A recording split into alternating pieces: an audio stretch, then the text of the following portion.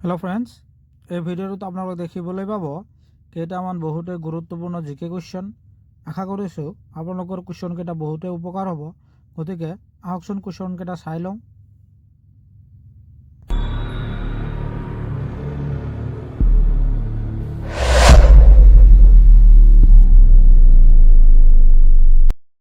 এক নম্বৰতে আছে সত্যাগ্ৰহ শব্দটোৰ অৰ্থ কি? তলত যিবোৰ অপশ্যন দিয়া আছে তাৰ ভিতৰত শুদ্ধ উত্তৰটো হ'ব অপশ্যন চি, সত্য আৰু অহিংসা।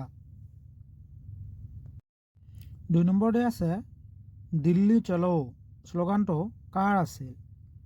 তলত যিবোৰ অপশ্যন দিয়া আছে তাৰ ভিতৰত শুদ্ধ উত্তৰটো হ'ব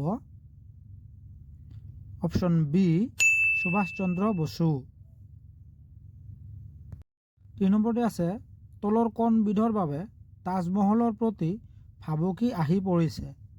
তলত যিবোৰ অপশ্যন দিয়া আছে তাৰ ভিতৰত শুদ্ধ উত্তৰটো হ'ব অপশ্যন এ, ছালফাৰ ডাই অক্সাইড। 4 নম্বৰতে আছে ব্ৰাহ্ম সমাজৰ প্ৰতিষ্ঠাপক কোন? তলত যিবোৰ অপশ্যন দিয়া আছে তাৰ ভিতৰত শুদ্ধ উত্তৰটো হ'ব অপশ্যন চি, ৰাজা ৰামমোহন ৰয়।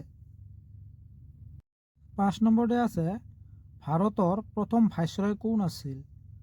তলত যিবোৰ অপশ্যন দিয়া আছে তাৰ ভিতৰত শুদ্ধ উত্তৰটো হ'ব option C, lord Canning.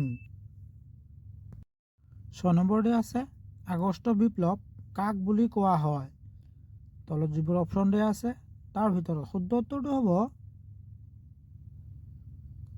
Option B, Bharat ত্যাগ আন্দোলন। 7 নম্বৰতে আছে গেটৱে অফ ইণ্ডিয়া ক'ত অৱস্থিত? তলত যিবোৰ অপশ্যন দিয়া আছে তাৰ ভিতৰত শুদ্ধ উত্তৰটো হ'ব অপশ্যন ডি, মুম্বাই। 8 নম্বৰতে আছে ভাৰতৰ প্ৰথম কৃত্ৰিম উপগ্ৰহটোৰ নাম কি? তলত যিবোৰ অপশ্যন দিয়া আছে তাৰ ভিতৰত শুদ্ধ উত্তৰটো হ'ব অপশ্যন বি, আৰ্যভট্ট। 9 নম্বৰতে আছে পৰাধীন ভাৰতৰ অসমৰ প্ৰথম প্ৰধানমন্ত্ৰী কোন আছিল?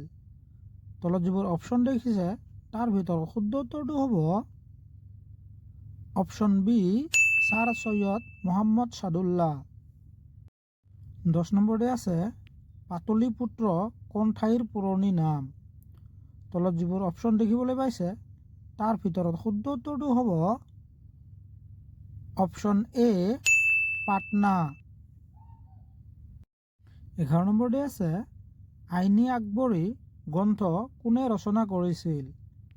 তলত যিবোৰ অপশ্যন দেখিবলৈ পাইছে তাৰ ভিতৰত শুদ্ধ উত্তৰটো হ'ব অপশ্যন এ, আকবৰ। 12 নম্বৰতে আছে পানিপথৰ প্ৰথম যুদ্ধ কেতিয়া হৈছিল? তলত যিবোৰ অপশ্যন দেখিবলৈ পাইছে তাৰ ভিতৰত শুদ্ধ উত্তৰটো হ'ব অপশ্যন এ, 1526 চনত। 13 নম্বৰতে আছে ভাৰতত কিমানখন উচ্চ ন্যায়ালয় আছে? তলত যিবোৰ অপশ্যন দেখিবলৈ পাইছে তাৰ ভিতৰত শুদ্ধ উত্তৰটো হ'ব অপশ্যন বি, 25খন। 14 নম্বৰতে আছে ভূপেন হাজৰিকা সেতুৰ দৈৰ্ঘ্য কিমান? তলত যিবোৰ অপশ্যন দিয়া আছে তাৰ ভিতৰত শুদ্ধ উত্তৰটো হ'ব অপশ্যন এ, 9.15 কিলোমিটাৰ। 15 নম্বৰতে আছে India lives in its villages কোনে কৈছিল? তলত যিবোৰ অপশ্যন দিয়া আছে তাৰ ভিতৰত শুদ্ধ উত্তৰটো হ'ব অপশ্যন চি, মহাত্মা গান্ধী। 16 নম্বৰতে আছে বাথৌ পূজা কোন জনগোষ্ঠীৰ? তলত যিবোৰ অপশ্যন দেখিবলৈ পাইছে তাৰ ভিতৰত শুদ্ধ উত্তৰটো হ'ব অপশ্যন ডি, বড়ো। 17 নম্বৰতে আছে বাইবেল কোনে অসমীয়ালৈ অনুবাদ কৰিছিল? তলত যিবোৰ অপশ্যন দেখিবলৈ পাইছে তাৰ ভিতৰত শুদ্ধ উত্তৰটো হ'ব অপশ্যন চি, আত্মাৰাম শৰ্মা। 18 নম্বৰতে আছে বাংলাদেশত ব্ৰহ্মপুত্ৰ নদীৰ নাম কি?